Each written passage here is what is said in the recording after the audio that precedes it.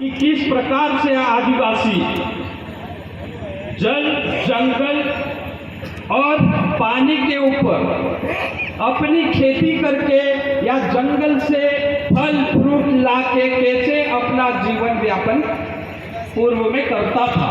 और जब सरकार आई तो उसके बाद में फॉरेस्ट का अत्याचार कैसे हुआ, पुलिस का अत्याचार कैसे हुआ, और जैसे कई सारे लोग आदिवासी के देवी देवताओं के ऊपर आक्रमण करके उन देवी देवताओं को जो है कन्वर्ट करने का काम कर रहे हैं, उसकी बात इसमें आई है। और तीसरा जो है, जिस प्रकार से आदिवासियों के वार त्योहार अभी धीरे धीरे जो है वो दूसरे लोगों के वार त्योहार जैसे जो है मनते जा रहे हैं, और आदिवासी की संस्कृति, रीति रिवाज, परंपरा और आदिवासी धर्म खत्म होते जा रहा है। ये इस गीत का विशेष बात था। तो मैं अपनी बात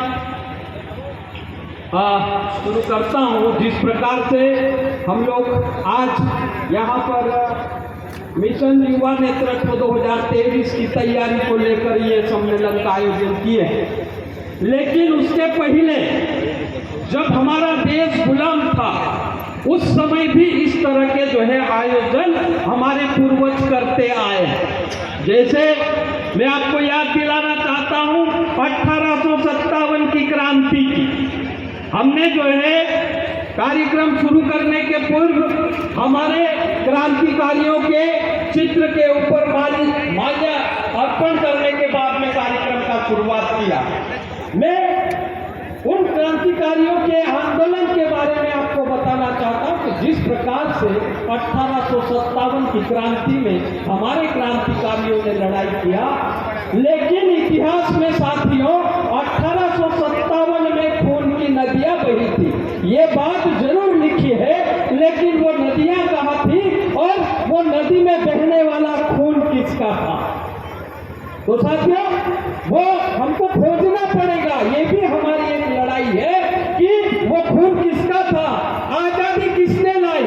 इतिहास तो ये कहता है कि 1857 की क्रांति के बाद में 1857, 1858, 1859 में अंग्रेजों ने फॉरेस्ट एक्ट लाया, और वही फॉरेस्ट एक्ट लाने के बाद में हमारे जंगल को अंग्रेजों ने छीना।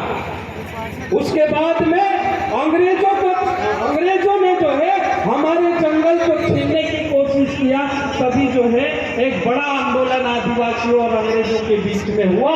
उसके बाद में अंग्रेजों ने फ्रांस से एक पर्यावरणवादी को बुला के भारत में लाया, और उस पर्यावरणवादी ने हमारे भारत के जंगल को 3 टुकड़े में बांटा, और वो 3 टुकड़े जिसमें बड़े पेड़ थे वो उसको रिजर्व कर दिया, और उससे कम छोटे पेड़ थे उसको अलग कर दिया, और जो एकदम छोटे पेड़ थे उसको अलग कर दिया। क्यों किया साथियों? इसलिए उन्होंने किया कि जब अंग्रेज हमारे देश पे राज कर रहा था उस समय अंग्रेजों को बड़े बड़े जहाजों की जरूरत थी और रेलवे लाइन की जरूरत थी, तो रेल चलाने के लिए लकड़ी की जरूरत पड़ी, जहाज बनाने के लिए लकड़ी की जरूरत पड़ी। तभी जो है हमारे जंगल को अंग्रेजों ने कानूनी रूप से हमसे छीन कर अंग्रेजों के कब्जे में वो जंगल को कर लिया। अंग्रेज नहीं थे उस समय हम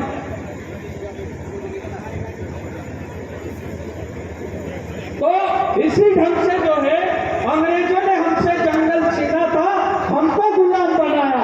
आजादी मिली साथियों, आजादी मिलने के बाद में जिस प्रकार से आज हमको आजाद देश में गुलाम की जिंदगी जीना मजबूर हो रहे हैं जीने के लिए, उसको अभी आजादी लाने के लिए हम लोग जो है मिशन 2023 के जरिए हो सकता है कि जिस प्रकार से हमारे आदिवासी के नाम पर वो लोग चुन के जाते हैं जो उनके गुलाम होते हैं, और उनकी गुलामी के अंदर जो है वो वहां विधानसभा में हमारे हक की बात नहीं करते हैं। इसलिए साथियों अभी आने वाले समय में हम सबको समझना पड़ेगा कि आदिवासियों के हक अधिकार क्या है।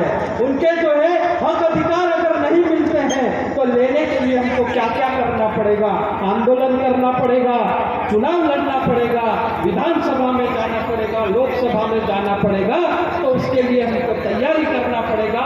और सब मिलकर जो है ऐसे आदिवासी साथियों को जो पढ़े लिखे हो, समझदार हो और आदिवासी के हक अधिकार कैसे लाना वो जानते हैं, ऐसे साथियों को हमको मिलकर जो है विधानसभा और लोकसभा में भेजना पड़ेगा। साथियों, इन्हीं दो शब्दों के साथ मैं अपनी बात खत्म करता हूँ। बहुत बहुत धन्यवाद।